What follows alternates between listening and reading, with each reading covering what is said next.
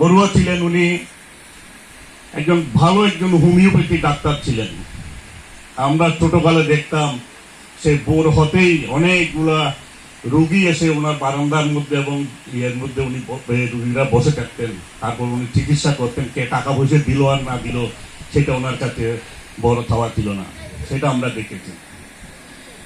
আজকে এখানে আমার কাকা ঋদ্ধি প্রকাশ বড়ুয়া উনি বসে আছেন। আমার কাকা বুদ্ধিপ্রিয় বড়ুয়া উনিও আছেন। দেশবন্ধু বড়ুয়া উনি প্রয়াত হয়েছেন। আর সমাধি বড়ুয়া উনিও প্রয়াত হয়েছেন।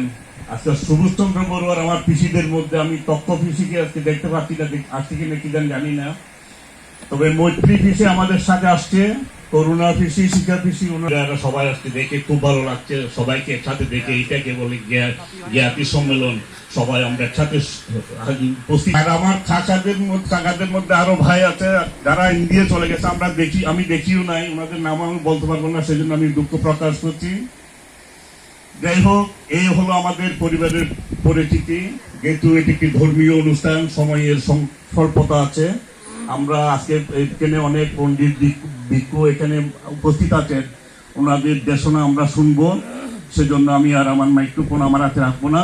পরিশেষে আমার স্বাস্থ্য ভাই এবং ওনার সহধর্মিনীদেরকে আমি আবারও ধন্যবাদ জানাচ্ছি।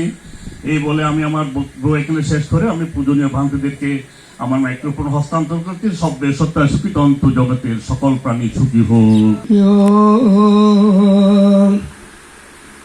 সামতা বিপাসনা আর্যায় টঙ্গি ভূমগ্গা আর্যা সচ্যাং জানাতি সুদাম্মাং জানাতি यो प्रातित्या समुत्पदं समत विपස්සना आर्याट्टंगिको सर्याय सच्चां ना जानाति सुदाम्मां।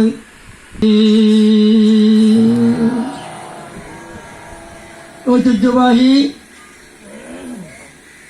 ভিক্ষুদের মধ্যে যেরকম পণ্ডিত গায়কদের মধ্যেও অনেক এবং গুণবিজ্ঞ পণ্ডিতেরা এই নজরটিলা ভারত থেকে শুরু করে বাংলাদেশে এই কবিরত্ন প্রিয়দর্শী মহস্তবী পদ্ম সাহিত্যমণি বিহারে আমি 5 বছর 3 মাস ছিলাম।